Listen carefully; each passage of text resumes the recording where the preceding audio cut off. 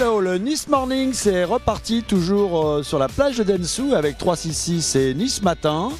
Envoie la réclame. C'est parti!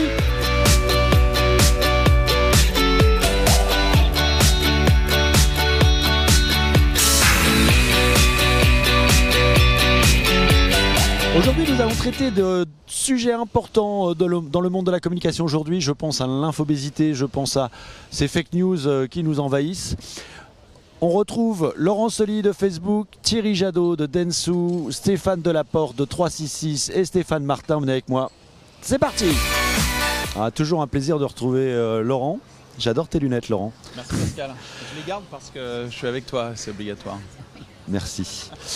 Laurent, petit débrief de ce débat que j'ai suivi et que j'ai trouvé passionnant. Qu'est-ce que tu peux nous en dire ?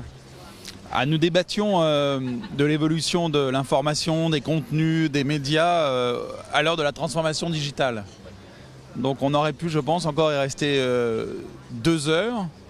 On a évoqué, en tout cas pour ce qui me concerne, la façon dont chez Facebook on voyait ce sujet, dont nous étions un partenaire des médias, notamment en France, je crois puissamment. Quelle était notre responsabilité importante que nous revendiquons face à des challenges que sont les fausses informations, les contenus qui parfois n'ont rien à faire sur Facebook. Je rappelais les annonces l'on a faites par exemple la semaine dernière pour lutter encore plus et mieux sur les contenus qui peuvent faire l'apologie du terrorisme. Nous évoquions aussi en conclusion le fait que même si c'est un moment de transformation qui interroge notamment sur les nouveaux modèle économique des médias et des éditeurs, c'est aussi notamment en France un moment de grand dynamisme où on a vu des médias traditionnels du print se saisir de la vidéo et des grandes plateformes sociales, notamment pendant le débat politique du printemps. On a vu de nouvelles écritures journalistiques émerger, je pense à Brut, de nouvelles alliances entre par exemple TF1 et Minute Buzz. Il y a quand même un dynamisme en France, en Europe, dans ce secteur qui est confronté à un grand changement, qui est aussi plein de potentiel et d'opportunités. C'était notre débat ce matin. Merci Laurent. Alors Thierry, d'abord merci de nous accueillir sur cette magnifique plage. Ton débrief de ce débat de ce matin? Très intéressant, parce que nous avons beaucoup parlé de confiance en fait. Et nous avons parlé de l'importance que les marques médias en particulier devaient accorder à leur crédibilité, non pas en réinventant leur métier, mais en le faisant encore mieux que jamais. Puisqu'on a beaucoup parlé d'infobésité, de la difficulté pour un lecteur, pour un internaute, etc., en particulier y compris pour des enfants, d'aller faire le tri entre des informations sérieuses, des informations crédibles et puis des fake news. Et je pense que c'est la responsabilité des médias, c'est la responsabilité de l'éducation, de faire en sorte que nos enfants puissent garder leur libre arbitre et faire le tri entre une information crédible, légitime, et une information qui le serait moins. Moi je suis confiant parce qu'il y a une attente de la population, des citoyens, des consommateurs, des collaborateurs dans les entreprises, une attente de transparence et qui fait que cette attente elle est satisfaite par des acteurs qui eux vont délivrer des informations crédibles, qui vont jouer à fond les valeurs en cohérence sur l'ensemble de leur public et qui vont promouvoir la transparence dans tout ce qu'elles font. Donc, de ce point de vue-là, moi je suis extrêmement confiant sur la qualité des informations auxquelles on va être confronté dans l'avenir. Merci Thierry. Merci à toi. Stéphane, débat passionnant comme je le disais tout à l'heure. Quel est ton ressenti après ce débat de ce matin ? Passionnant parce que les points de vue étaient finalement partagés puisqu'on parle chacun d'où on est, mais pour se rejoindre sur des grands enjeux.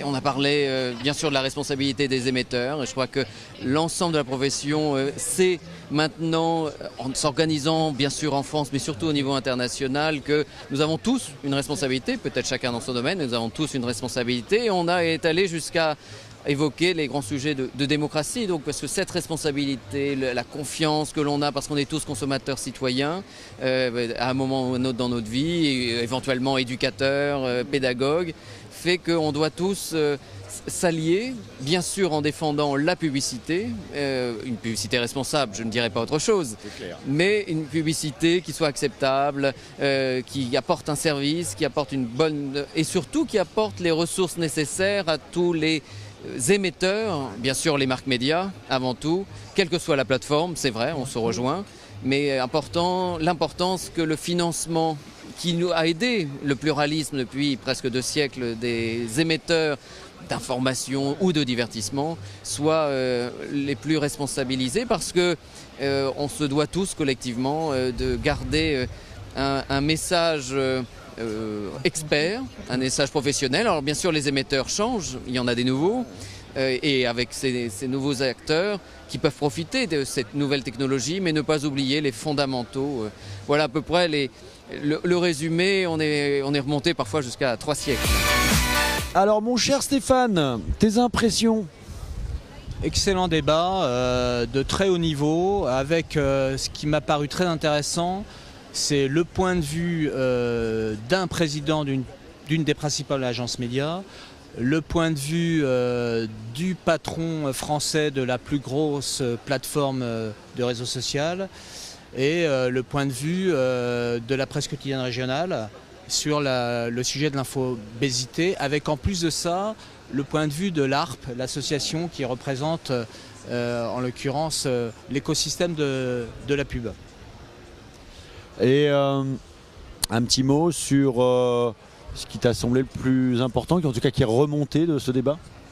Ce qui remonte, c'est que en fait aujourd'hui un personnage public, il a à peu près 40 contacts médias par jour. Donc il y a une volumétrie d'informations qui est absolument considérable qui est produite. Et ce qui est important dans cette information, c'est qu'elle soit identifiée, valorisée et véritablement safetée, si je peux le dire comme ça.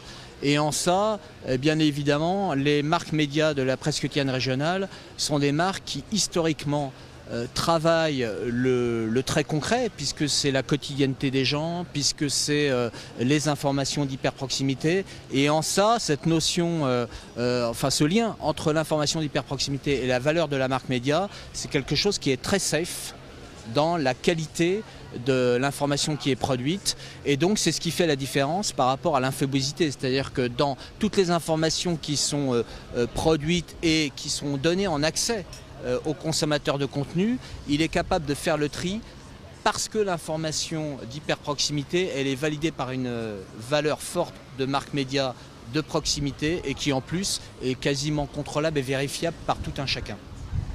Merci Stéphane. Merci à toi. Nice Morning, c'est terminé pour aujourd'hui. Nous allons nous retrouver demain pour parler d'émotion et de création, un vaste sujet. Allez, ciao!